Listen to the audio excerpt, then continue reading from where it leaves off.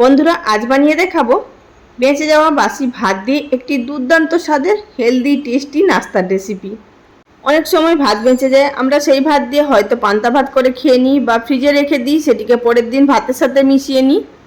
তবে কিন্তু বন্ধুরা আজকের এই রেসিপি যেটা আপনাদেরকে তৈরি করে দেখাবো, এই রেসিপি যদি আপনারা বাড়িতে তৈরি করে কারোকে খাওয়ান, তাদেরকে এতটাই ভালো লাগবে, যখনই আপনাদের বাড়িতে ভাত বেঁচে যাবে তখনই কিন্তু এই রেসিপি তৈরি করার জন্য আপনার কাছে আবদার আসবে।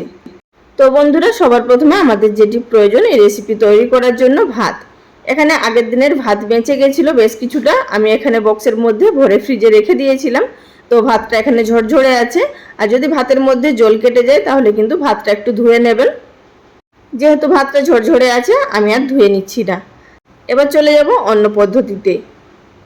অপরদিকে নিয়েছি একটি গ্রাইন্ডিং জার, তার মধ্যে একটি বাটি মাপ করে ভাতটা দিয়ে নেব। এখানে এই বাটিরই মাপ করে আমি 2 বাটি ভাত দিয়ে নিচ্ছি।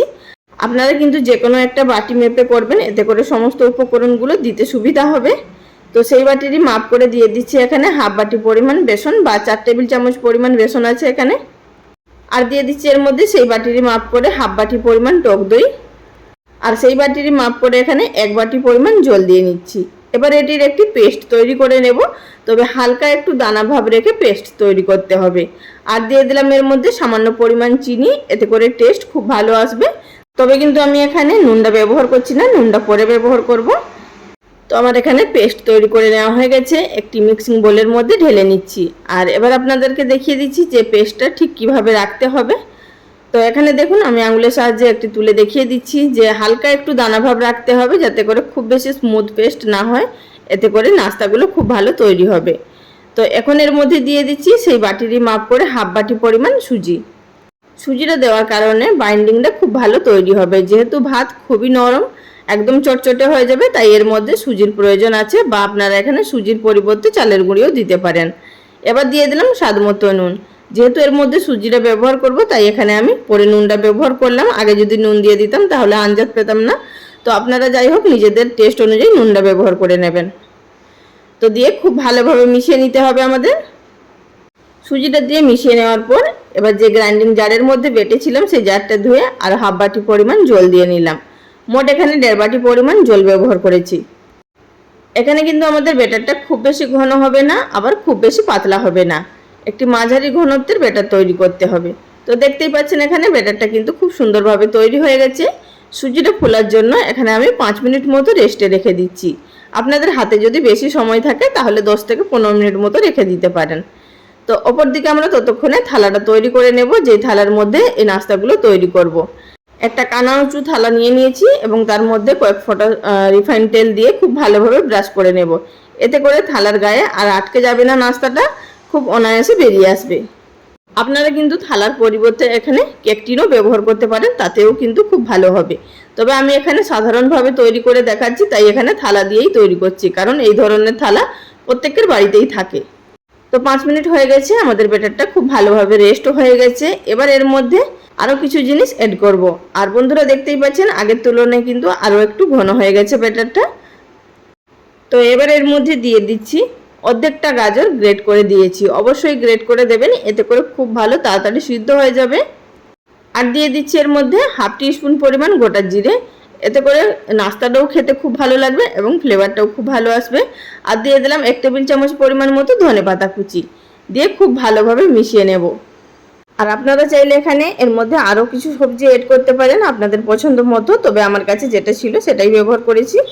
তো মিশিয়ে নেওয়ার পর সবশেষে এর মধ্যে অ্যাড করে দিচ্ছি হাফ প্যাকেট পরিমাণ ইনো, মানে প্রায় হাফ টিস্পুন পরিমাণ এর মধ্যে ইনো ব্যবহার করলাম। আর আপনারা যদি ইনো ব্যবহার করতে না চান সেক্ষেত্রে এর মধ্যে 1/4 টিস্পুন পরিমাণ বেকিং সোডা দিয়ে দিতে পারেন, তাতেও কিন্তু খুব ভালো তৈরি হবে। আর ইনো যদি ব্যবহার করেন তাহলে কিন্তু অর্ধেকটা প্যাকেট ব্যবহার করবেন, পুরোটা করবেন না। ইনোটা দিয়ে দেওয়ার পর কিন্তু খুব বেশি ফেটানোর কোনো প্রয়োজন নেই, শুধুমাত্র মিশিয়ে নিলে হবে। আর নাস্তাগুলো যখনই তৈরি করবেন তার আগেই কিন্তু ইনোটা ব্যবহার করবেন। এবার যে থালাটার মধ্যে আমরা তেল ব্রাশ করে রেখেছিলাম সেই থালাটার মধ্যে ব্যাটারটাকে ঢেলে নেব। এবার চলে যাব এটিকে স্টিম করার পদ্ধতিতে। গ্যাস ওভেনের উপরে আগে থাকতে একটি কড়াইয়ের মধ্যে পরিমাণ মতো জল দিয়ে একটি খাবার রাখার স্ট্যান্ড দিয়ে খুব ভালোভাবে প্রথমে জলটাকে ফুটিয়ে নিয়েছি, তারপর এর মধ্যে সাবধানে থালাটাকে বসিয়ে নিতে হবে। থালাটাকে বসিয়ে নিয়ে ভালোভাবে এবার গ্যাসের ফ্লেম মিডিয়ামে করে দিয়ে এটিকে ঢাকা দিয়ে প্রায় 10 থেকে 12 মিনিট মতো আমরা স্টিম করে নেব। এর মধ্যে কিন্তু খুব সুন্দরভাবে এটি সিদ্ধ হয়ে যাবে। আর যে ছিদ্রটা আছে সেটিকে আমি বন্ধ করে দিচ্ছি। ফিরে এলাম 10 থেকে 12 মিনিট পর। এবার ঢাকাটা তুলে নেব। আর এখন কিন্তু উপরটা একটু নরম মনে হতে পারে, যেহেতু ভাত দেওয়া আছে। তো এটি ঠান্ডা হয়ে যাওয়ার পর একদম উপরটা শুকনো হয়ে যাবে। তো এখানে 10 থেকে 12 মিনিটের বেশি কিন্তু সিদ্ধ করবেন না, তার মধ্যেই কিন্তু খুব ভালোভাবে সিদ্ধ হয়ে যাবে। তো দেখতেই পাচ্ছেন এখানে ঠান্ডা হয়ে গেছে। এবার এইভাবে সাইডগুলো একটুখানি ছাড়িয়ে নিচ্ছি। আর আপনারা চাইলে কিন্তু এখানেই পিস পিস করে কেটে নিতে পারেন। আর আমি আপনাদেরকে একটু দেখানোর সুবিধার্থে আপনাদেরকে দেখিয়ে দেবো। এটি কিন্তু সম্পূর্ণটাও বেরিয়ে আসবে থালা থেকে। এইভাবে সামান্য একটু সাইডগুলোকে ছাড়িয়ে নিলেই পুরোটা অনায়াসে বেরিয়ে চলে আসবে। তো একটি থালা উপর করে নিয়ে আবার এটিকে আমি এভাবে বার করে নিলাম। তো দেখতেই পাচ্ছেন কত সুন্দরভাবে বেরিয়ে এসছে, আর থালার গায়েও একটুও লেগে নেই। এবার এটিকে আমরা পিস পিস করে কেটে নেব ছোট ছোট। আপনারা চাইলে আপনাদের পছন্দ মতো বড় ছোট মাঝারি যে কোনো কিছু করে কেটে নিতে পারেন। আর বন্ধুরা, এইভাবে বিভিন্ন ধরনের নতুন নতুন রেসিপি চ্যানেলে আপলোড করা আছে, আপনারা চাইলে দেখে নিতে পারেন। বিভিন্ন ধরনের সকালের নাস্তার রেসিপি, রাত্রে ডিনারের রেসিপি আপলোড করা আছে। আশা করছি সেই রেসিপিগুলো দেখার পর আপনাদের ভালো লাগতে পারে। তো দেখতেই পাচ্ছেন এখানে খুব সুন্দরভাবে কিন্তু পিসগুলো বেরিয়ে এসছে আমাদের।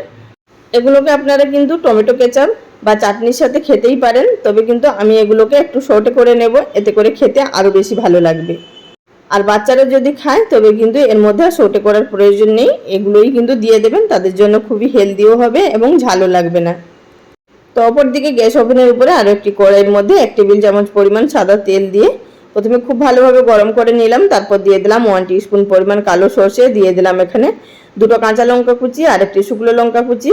কয়েক সেকেন্ড ভেজে নেওয়ার পর দিয়ে দিলাম এর মধ্যে 1 টিস্পুন পরিমাণ সাদা তিল, আর দিলাম এর মধ্যে হাফ টিস্পুন পরিমাণ কাশ্মীরি লঙ্কার গুঁড়ো, 5 থেকে 6টা কারি পাতা দিয়ে খুব ভালোভাবে প্রথমে ভেজে নিলাম। তারপরে এর মধ্যে দিয়ে দেব আগে থাকতে কেটে রাখা ভাতের ঢোকলাগুলো।